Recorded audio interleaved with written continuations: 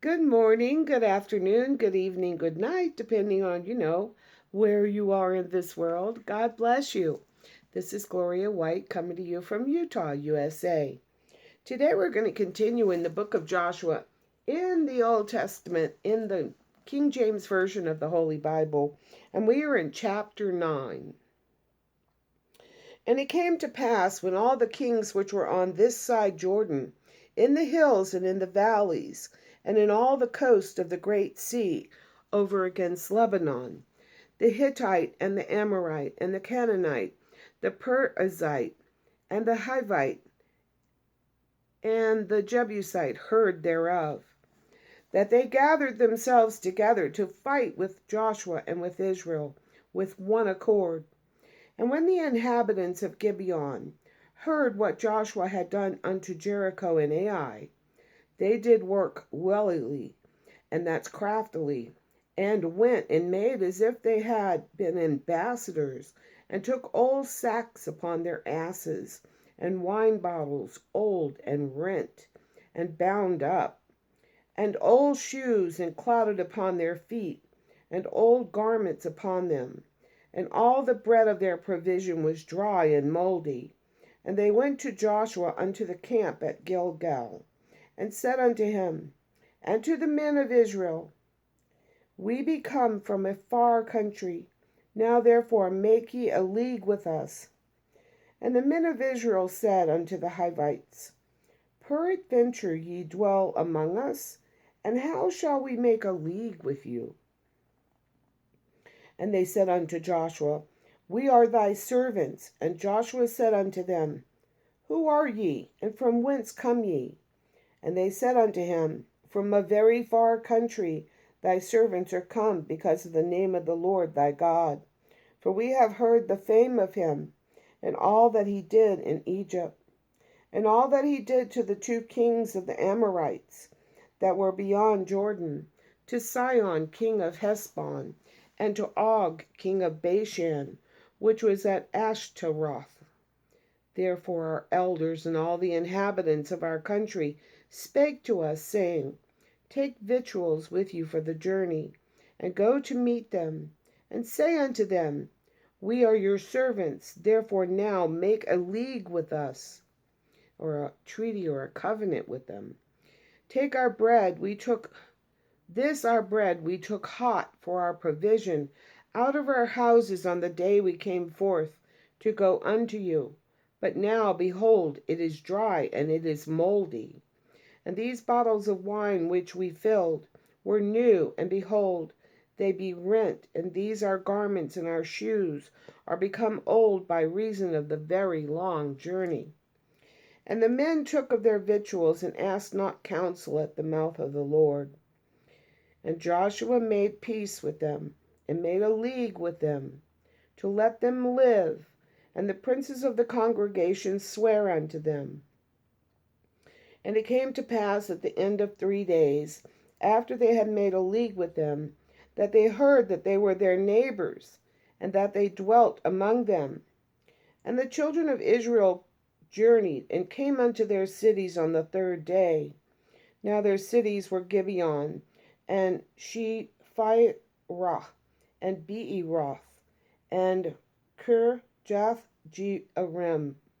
And the children of Israel smote them not, because the princes of the congregation had sworn unto them by the God of Israel, and all the congregation murmured against the princes. But all the princes said unto all the congregation, We have sworn unto them by the Lord God of Israel. Now therefore we may not touch them. This we do to them, this we will do to them. We will even let them live, lest wrath be upon us, because of the oath which we swear unto them. And the princes said unto them, Let them live, but let them be hewers of wood and drawers of water unto all the congregation, as the princes had promised them. And Joshua called for them, and he spake unto them, saying, Wherefore have ye beguiled us, saying, We are very far from you, and when ye dwell among us? Now therefore now therefore ye are cursed, and there shall none of you be freed from being bondmen, and hewers of wood and drawers of water for the house of my God. And they answered Joshua and said, because it was certainly told thy servants, how that the Lord thy God commanded his servant Moses to give to you all the land, and to destroy all the inhabitants of the land from before you. Therefore we were sore afraid of our lives because of you, and have done this thing. And now behold, we are in thine hand, as it seemeth good and right unto thee to do unto us. Do. And so did he unto them, and delivered them out of the hand of the children of Israel, that they slew them not. And Joshua made them that day hewers of wood, and drawers of water for the congregation, and for the altar of the Lord, even unto this day, in the place which he should choose.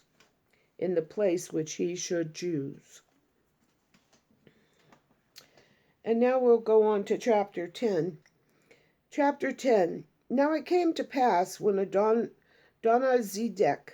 king of Jerusalem, had heard how Joshua had taken Ai and had utterly destroyed it, as he had done to Jericho and her king, so he had done to Ai and her king, and how the inhabitants of Gibeon had made peace with Israel, and were among them, that they feared greatly, because Gibeon was a great city, as one of the royal cities, and because it was greater than Ai, and all the men thereof were mighty. Therefore Adonizedek, king of Jerusalem, sent unto Hoham, king of Hebron, and unto Piram, king of Jarmuth, and unto Japhiah, king of Lachish,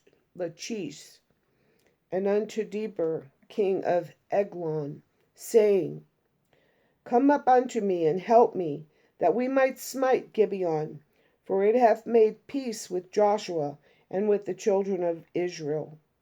Therefore the 5 kings of the Amorites, the king of Jerusalem, the king of Hebron, the king of Jarmuth, the king of Lachish, the king of Eglon, gathered themselves together, and went up, they and all their host, and encamped before Gibeon, and made war against it. And the men of Gibeon said unto Joshua to the camp to Gilgal, saying, slack not thy hand from thy servants. Come up to us quickly, and save us, and help us, for all the kings of the Amorites that dwell in the mountains are gathered together against us. So Joshua ascended from Gilgal, he and all the people of war with him, and all the mighty men of valor. And the Lord said unto Joshua, fear them not, for I have delivered them into thine hand. There shall not a man of them stand before thee. Joshua therefore came unto them suddenly, and went up from Gilgal all night. And the Lord discomfited them before Israel, and slew them with a great slaughter at Gibeon, and chased them along the way that goeth up to Beth-horon, and smote them to Azekah, and unto Makkedah. And it came to pass, as they fled from before Israel, and were in the going down to Beth-horon, that the Lord cast down great stones from heaven upon them unto Azekah, and they died. They were more which died with hailstones than those who the children of Israel slew with the sword. Then spake Joshua to the Lord in the day when the Lord delivered up the Amorites before the children of Israel. And he said in the sight of Israel, Sun, and that's S-U-N, stand thou still upon Gibeon, and thou, moon, in the valley of Ajalon. And the sun stood still, and the moon stayed, until the people had avenged themselves upon their enemies.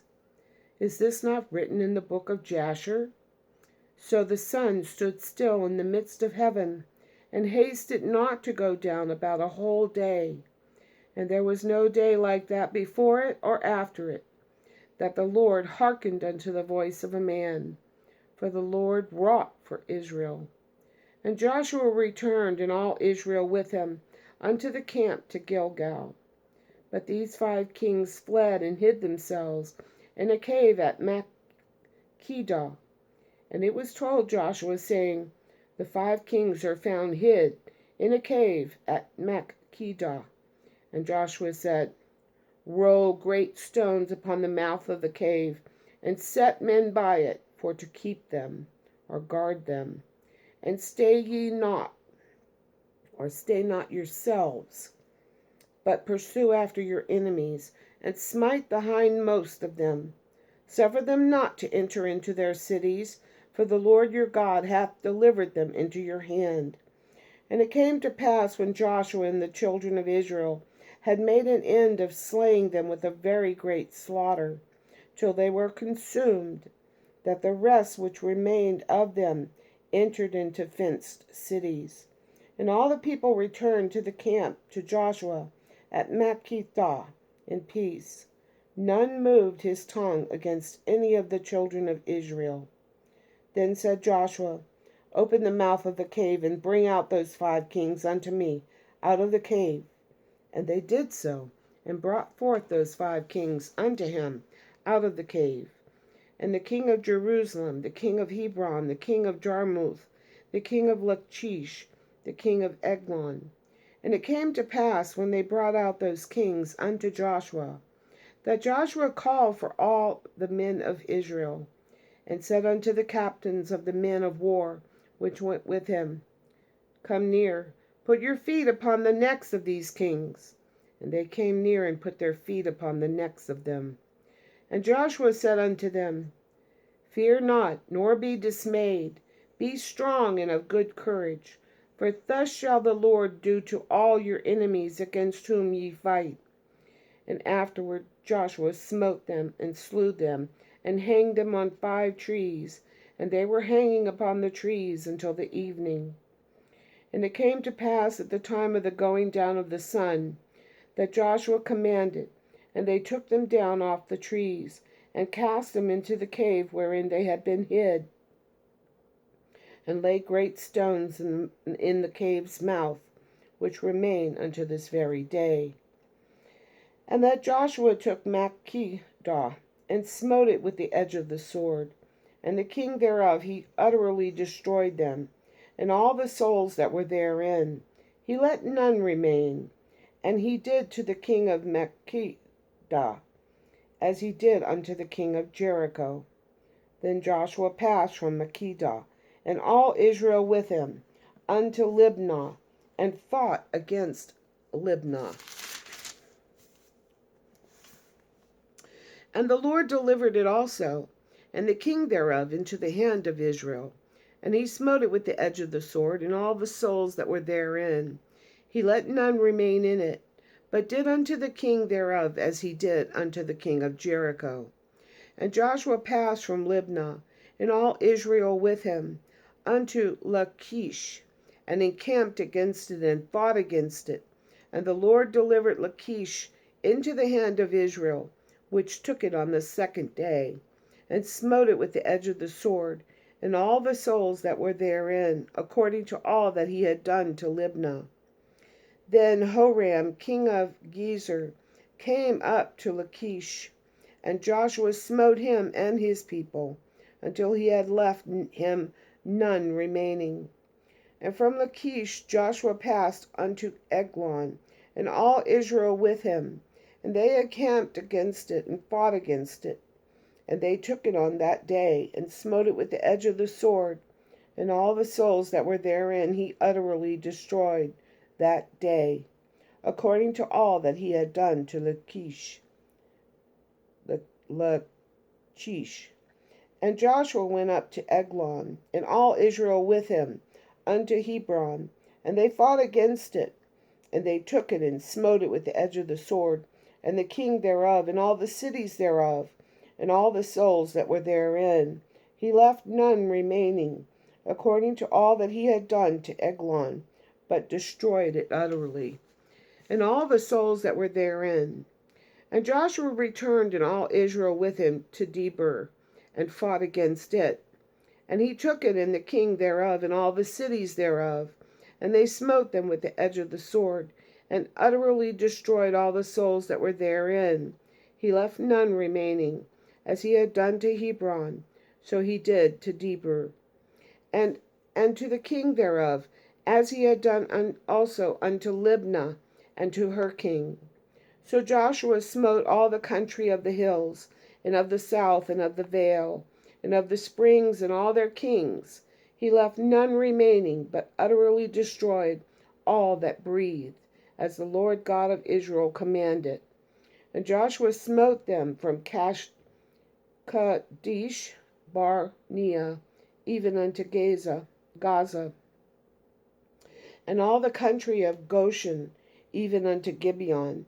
And all these kings in their land did Joshua take at one time, because the Lord God of Israel fought for Israel.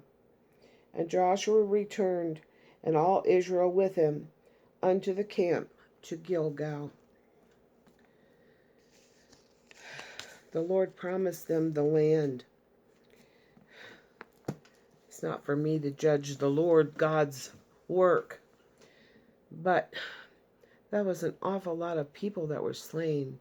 But they didn't worship God, and God didn't want them there to influence his children into worshiping idols and idols of wood and stone. So therefore the Lord did what was right in his sight, and the people of Israel followed his instructions. And we should follow his instructions too, even when we don't understand the reasoning behind the things that he has us do. But do we must his will. And as always, I love you.